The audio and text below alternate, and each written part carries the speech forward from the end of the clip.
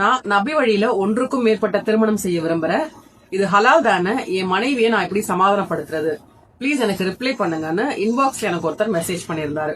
ஒன்றுக்கும் மேற்பட்ட திருமணம் கண்டிப்பா இதை நான் ஹராம்னு சொல்ல மாட்டேன். ஆனா முகமது நபியை உதாரணமா எடுத்துக்கிட்டு பல திருமணங்கள் செய்யணும்னு நினைக்கிற நீங்க அவங்க வாழ்க்கையின் முன்பகுதியை மட்டும் ஏன் இக்னோர் பண்றீங்க? நபி ஸல்லல்லாஹு அலைஹி வஸல்லம் அவங்க 25 வருடங்கள் ஒரே மனைவியோடு மட்டும்தான் வாழ்ந்தாங்க. அவங்க தான் கத்தீஜா ரலியல்லாஹு அவங்கள ஆழ்ந்த விசுவாசத்தோட நேசிச்சாங்க.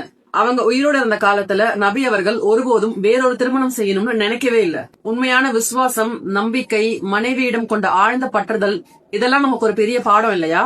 கத்தீஜா அன்னையாரின் மறைவுக்கு பிறகுதான் நபி அவர்கள் சௌதா பின் சாமர் ரலியல்லாஹுவை திருமணம் செஞ்சாங்க. அவங்க ஒரு வயதான விதவை.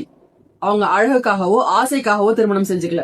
அவங்கள பாதுகாக்கிறதுக்காகவும் ஆதரிக்கிறதுக்காகவும் தான் திருமணம் செய்யப்பட்டது. அதற்கு பிறகான திருமணங்கள் எல்லாம் கூட விதவைகளையும் அனாதைகளையும் பாதுகாக்கிறதுக்காகவும் உம்மத் ஒற்றுமை போன்ற நல்ல காரணங்களுக்காக மட்டுமே செய்யப்பட்டது. எதுவுமே சுய விருப்பத்திற்காகவோ தனிப்பட்ட ஆசைக்காகவோ இல்ல. அதனால இப்ப யாராவது நபியின் சுன்னத்துக்கிணங்க இன்னொரு திருமணம் செய்யறேன்னு சொன்னா நீங்க உங்களையே கேட்டுக்கோங்க. நீங்க இன்னொரு திருமணம் செய்யணும்னு நினைக்கிறது நியாயமான காரணத்துக்காகவா, இல்ல உங்க மனைவியை டீஸ் பண்றதுக்காகவோ அல்லது உங்க சொந்த ஆசைய பூர்த்தி செஞ்சுக்கிறதுக்காகவான்னு? உண்மையிலேயே சுன்னத்தை தான் ஃபாலோ பண்றீங்களா அல்லது ஆக்ஷன்ஸை மட்டும் காப்பி பண்ணி இன்டென்ஷன்ஸை மறந்து போறீங்களான்னு? நபி ஸல்லல்லாஹு அலைஹி வஸல்லம் அவர்கள் சொல்லிருக்காங்க, அமல்கள் அனைத்தும் நியத்தின் படிதான்.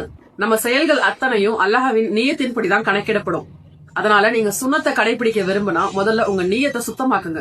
நம்ம வாழ்க்கையில நாம எடுக்கிற ஒவ்வொரு முடிவும் அகிலத்துல நமக்கு என்ன பலன் தரும்னு யோசிச்சாதான் நம்மள அல்லாஹ்விடத்துல சரியான முறையில நிறுத்த முடியும். இந்த உலகத்துல கிடைக்கிற சின்ன சின்ன சுகங்களை மட்டும் நோக்காம அகிலத்துல கிடைக்கிற பெரிய பலன்களையும் நோக்கி செயல்படணும். அதனால இன்னொரு திருமணம் செய்யறத பத்தி யோசிக்கிறீங்கன்னா முதல்ல உங்க நியத் சரியா இருக்கான்னு பாருங்க. செயலை மட்டும் காப்பி பண்றது இல்ல சுன்னத். நியத் தான் சுன்னத்தின் ஆன்மா.